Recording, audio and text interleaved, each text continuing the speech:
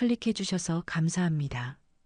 혹시 이 영상을 우연히 클릭하셨다면 어쩌면 5년 뒤, 10년 뒤 약을 평생 먹느냐, 내 몸으로 편하게 사느냐가 오늘 이 영상 하나로 갈릴 수도 있습니다. 끝까지 놓치지 마세요. 안녕하세요. 시니어 건강지킴이 김소영 원장입니다. 그동안 수천 명의 남성 시니어분들을 직접 만나왔습니다. 그런데 상담실에서 가장 안타까운 장면이 뭔지 아십니까? 원장님, 좀 더 일찍 알았으면 좋았을 텐데요. 이 말입니다. 전립선은 참 이상한 장기입니다. 망가질 땐 조용히 망가지고 문제가 생겼을 땐 이미 되돌리기 어려운 단계로 가 있는 경우가 많습니다. 특히 50대 후반, 60대를 넘어가면 소변이 시원하지 않고 잔류감이 남고 밤에 자주 깨는 야간뇨를 겪으며 성기능까지 예전 같지 않다면 이건 단순한 불편함이 아닙니다. 전립선 내부에 염증과 노폐물이 쌓이고 있다는 명확한 신호입니다. 제가 오늘 이 영상을 통해 절대 숨기지 않고 말씀드릴 내용은 단 하나입니다. 약을 늘리기 전에, 수술을 고민하기 전에 지금 당장 바꿔야 할 전립선 생활 습관 5가지. 이 5가지만 제대로 지켜도 밤에 한 번도 안 깨고 자고 소변 줄기가 힘있게 나오고 삶의 자신감까지 되찾는 경우를 수없이 봐왔습니다. 특히 오늘 말씀드릴 3번째 습관, 이건 대부분의 남성분들이 몸에 좋을 거라고 착각하고 매일 반복하고 있는 행동입니다. 이 습관 하나만 끊어도 전립선이 받는 부담이 절반 이하로 줄어듭니다. 영상 끝까지 보시면 돈 한 푼 들이지 않고도 비싼 건강기능식품, 평생 먹는 약 없이도 전립선을 10년은 젊게 유지하는 방법을 확실하게 알게 되실 겁니다. 도움이 되실 내용이라면 지금 이 순간 구독과 좋아요, 그리고 알림 설정까지 눌러주세요.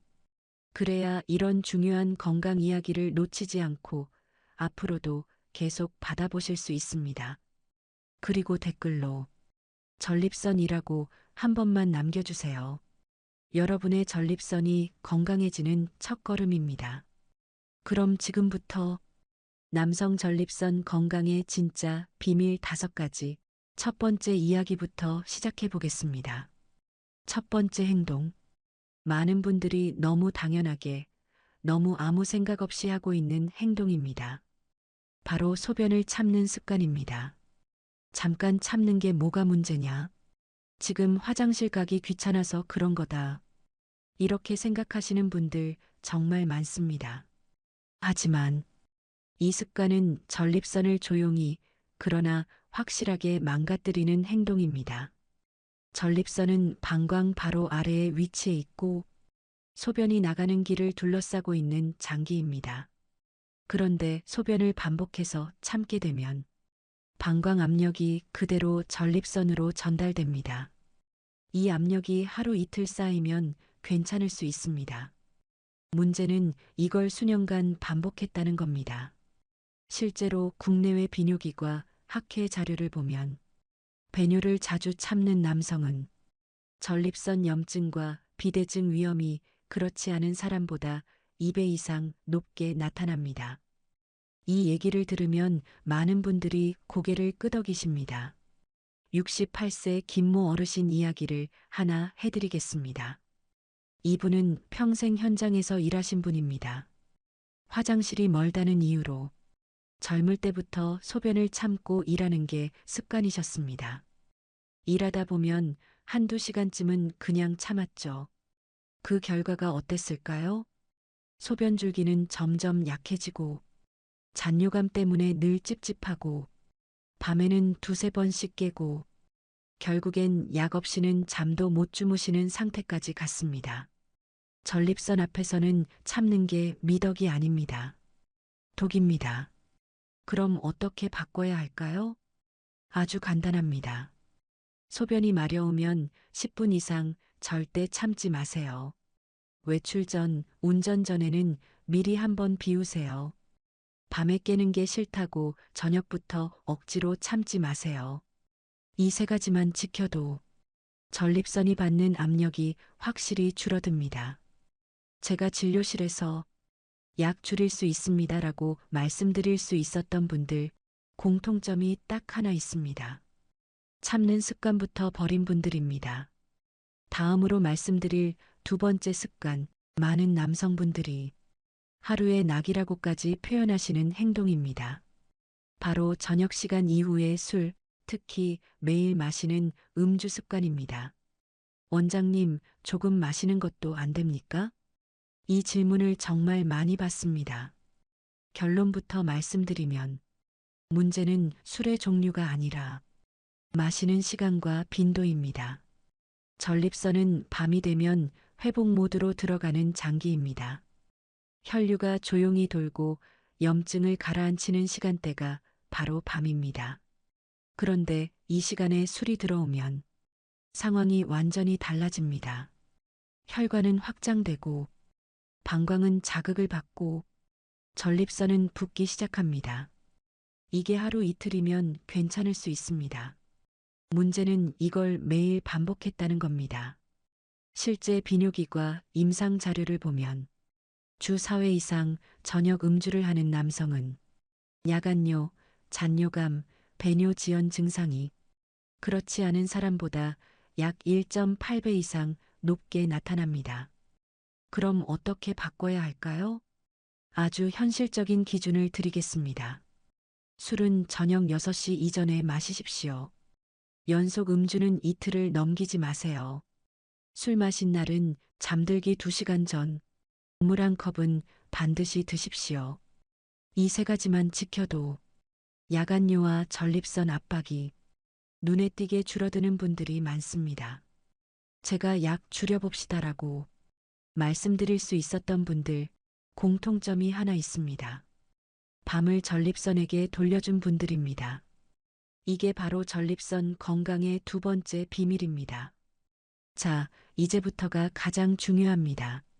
다음에 말씀드릴 세 번째 습관, 그리고 마지막 5번째까지 가면 왜 지금까지 전립선이 회복되지 않았는지 명확하게 연결될 겁니다.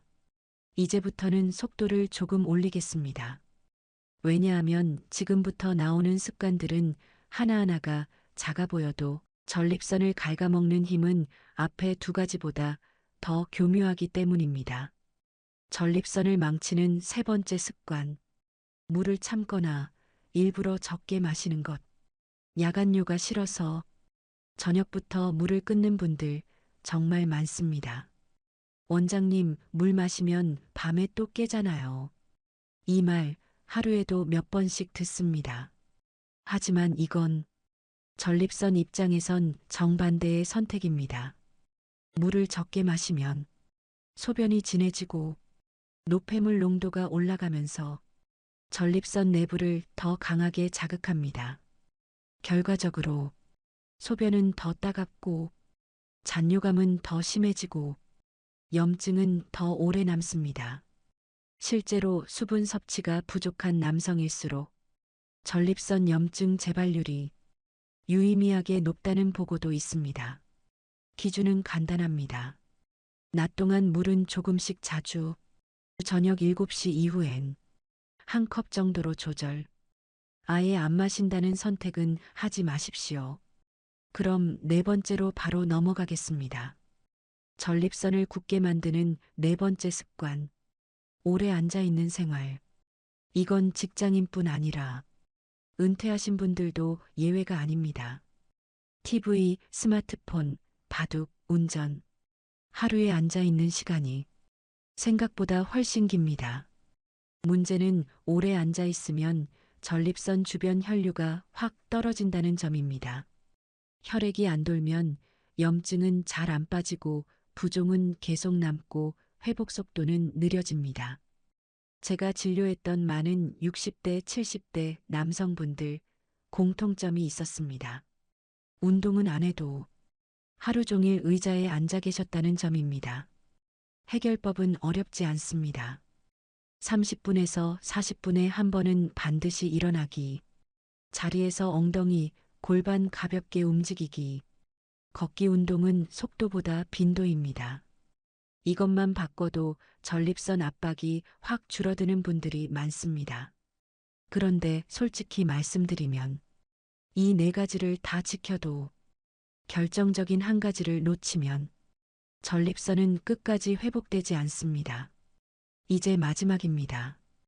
오늘 말씀드린 5가지 중에서 이 마지막이 가장 중요합니다. 앞에 4가지를 다 지켜도 이걸 놓치면 전립선은 절대 완전히 회복되지 않습니다. 전립선을 살리는 5번째 비밀. 하루에 단 한 번 제대로 비워내는 습관. 많은 분들이 이 말을 이렇게 이해하십니다. 소변만 잘 보면 되는 거 아니냐? 절반은 맞고 절반은 놓치신 겁니다. 전립선은 소변만 관리해서 건강해지는 장기가 아닙니다. 분비하고 저장하고 배출하는 장기입니다. 이 배출 과정이 오랫동안 막히거나 줄어들면 전립선은 반드시 문제를 일으킵니다. 그래서 오늘은 많은 분들이 민망해서 혹은 아무도 제대로 알려주지 않아서 그냥 지나치고 있었던 아주 중요한 이야기를 하나 드리겠습니다. 전립선은 배출을 멈추면 굳는 장기입니다. 나이가 들면 성관계가 자연스럽게 줄어드는 건 맞습니다. 문제는 줄어드는 게 아니라 완전히 끊기는 경우입니다. 진료실에서 제가 정말 자주 듣는 말이 있습니다. 이 나이에 굳이 그런 걸 해야 하나요? 이제 그런 건 끝난 거 아닌가요? 분명하게 말씀드리겠습니다. 전립선 입장에서는 그런 건 끝났다는 개념이 없습니다. 전립선은 나이가 들어도 계속해서 분비물을 만들어냅니다. 다만 배출이 줄어들 뿐입니다. 이 상태가 오래 지속되면 어떤 일이 생길까요? 전립선 안에 분비물이 정체되고 점점 끈적해지며 염증 반응이 쉽게 생깁니다. 이게 바로 만성 전립선염, 잔뇨감, 회음부 불편감, 소변줄기, 약화로 이어지는 중요한 출발점입니다. 70세 김모 어르신 이야기를 해드리겠습니다. 이분은 술도 안 드시고 담배도 안 피우고 생활 습관도 비교적 좋으셨습니다. 그런데도 전립선 염증이 계속 반복됐습니다. 여러 검사를 해도 뚜렷한 원인이 없었습니다. 그래서 생활 이야기를 천천히 나누다가 제가 조심스럽게 물었습니다. 어르신, 요즘 배출은 거의 없으시죠? 한참을 망설이다가 이렇게 말씀하시더군요. 10년은 넘은 것 같습니다. 그때 퍼즐이 맞춰졌습니다. 문제는 나이가 아니었습니다. 비워내지 못한 시간이었습니다. 이분께 제가 드린 조언은 아주 단순했습니다. 무리하지 말 것, 부담 갖지 말 것, 그러나 완전히 끊지는 말 것, 성관계든 자연스러운 자극이든 규칙적으로 배출되는 리듬을 몸에 다시 만들어 보자는 제안이었습니다. 그 결과는 어땠을까요? 몇 달 뒤 염증 수치가 안정되고 잔뇨감 호소가 눈에 띄게 줄었습니다. 이건 기적이 아닙니다. 전립선이 원래 하도록 설계된 일을 다시 하게 만든 것뿐입니다. 여기서 중요한 포인트를 정리해 드리겠습니다. 전립선 건강을 위해 성관계가 많아야 하는 게 아닙니다. 강해야 하는 것도 아닙니다. 중요한 건 규칙성입니다. 한 달에 한 번보다 2주에 한 번이 낫고 가능하다면 주기적인 리듬을 유지하는 것. 이 정도만으로도 전립선은 훨씬 편안해집니다. 그리고 꼭 기억하셔야 할 점이 있습니다.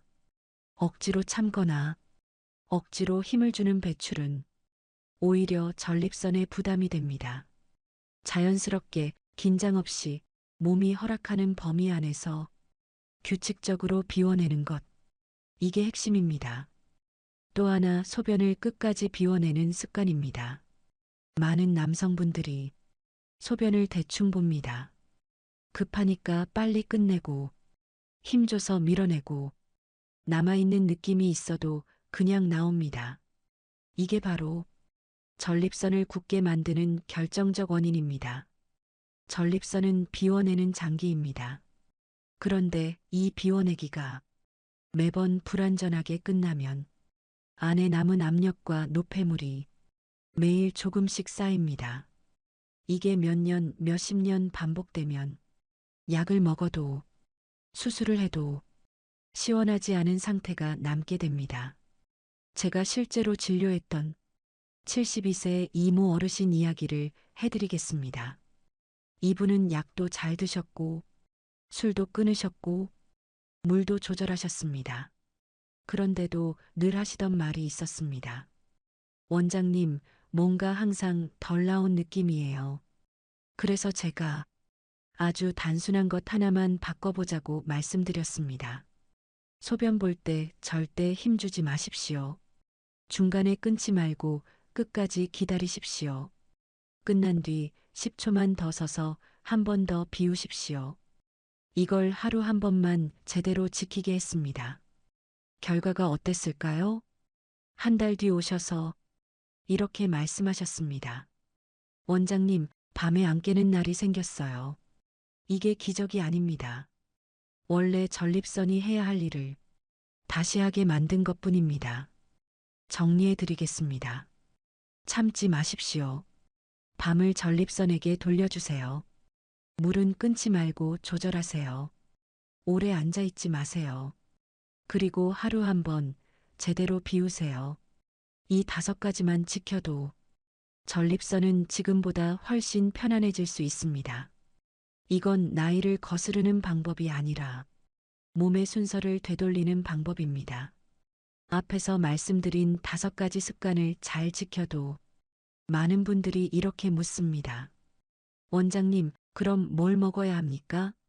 좋은 질문입니다. 전립선은 습관으로 살리고 음식으로 유지하는 장기입니다. 아무리 좋은 습관을 만들어도 매일 먹는 음식이 전립선을 자극하면 회복 속도는 더뎌질 수밖에 없습니다. 그래서 오늘은 제가 실제로 이건 계속 드셔도 됩니다. 이건 바꾸셔야 합니다. 라고 분명히 말씀드리는 음식들만 정리해 드리겠습니다. 전립선에 좋은 첫 번째 음식. 등푸른 생선, 고등어, 꽁치, 정어리 같은 등푸른 생선은 전립선 염증을 가라앉히는데 가장 기본이 되는 식재료입니다. 이유는 간단합니다. 이 안에 들어있는 지방은 염증을 키우는 지방이 아니라 염증을 꺼주는 지방이기 때문입니다. 주 2, 3회 튀김 말고 구이나 조림으로 너무 짜지 않게 드시는 게 좋습니다. 전립선에 좋은 두 번째 음식. 토마토와 익힌 채소. 전립선에 관심 있는 분들이라면 토마토 이야기 한 번쯤 들어보셨을 겁니다. 중요한 건 생토마토보다 익힌 토마토입니다. 익히는 과정에서 전립선 보호 성분의 흡수율이 몇 배 이상 올라갑니다. 토마토 소스, 토마토 넣은 국, 살짝 볶은 토마토, 이렇게 드시는 게 훨씬 좋습니다. 전립선에 좋은 세 번째 음식. 호두, 잣, 아몬드 같은 견과류. 하루 한 줌 정도의 견과류는 전립선 혈류를 부드럽게 유지하는데 큰 도움이 됩니다. 단, 소금 묻힌 견과류나 달콤한 코팅 견과는 피하세요. 자연 그대로가 핵심입니다. 이제 이 모든 걸 어떻게 하루에 녹여야 할지 현실적인 실천 루틴으로 정리해 드리겠습니다. 전립선 하루 실천 루틴. 아침, 기상 후 물 한 컵을 드시고 화장실에서 서두르지 말고 소변을 끝까지 비웁니다. 필요하다면 전립선의 분비물도 비워줍니다. 아침 식사로는 토마토나 채소 한 가지 포함으로 하시고 견과류도 소량 섭취하세요. 그리고 또 물 한 컵 드셔서 비움 뒤 수분을 보충해 줍니다. 낮에는 물을 조금씩 자주 마셔주시고 30분에서 40분에 한 번씩 자리에서 일어나기 30분 정도 걷기 또는 스트레칭을 해줍니다. 점심 또는 저녁에는 주 2, 3회 등푸른 생선을 너무 짜지 않게 가늘해서 섭취합니다. 저녁 6시 이후에는 술을 피하거나 최소화해 주세요. 꼭 술을 드셔야 한다면 물 한 컵과 같이 마셔주시면 좋습니다. 하지만 저녁 8시 이후부터는 소량의 물을 섭취하세요. 잠들기 전 소변을 힘주지 말고 여유 있게 10초 더 기다려 한 번 더 비우기. 그리고 규칙적인 성생활로 전립선 비움을 실천하기. 이 루틴은 특별한 돈도 특별한 약도 필요 없습니다. 그런데도 이걸 꾸준히 지킨 분들은 분명히 달라졌습니다.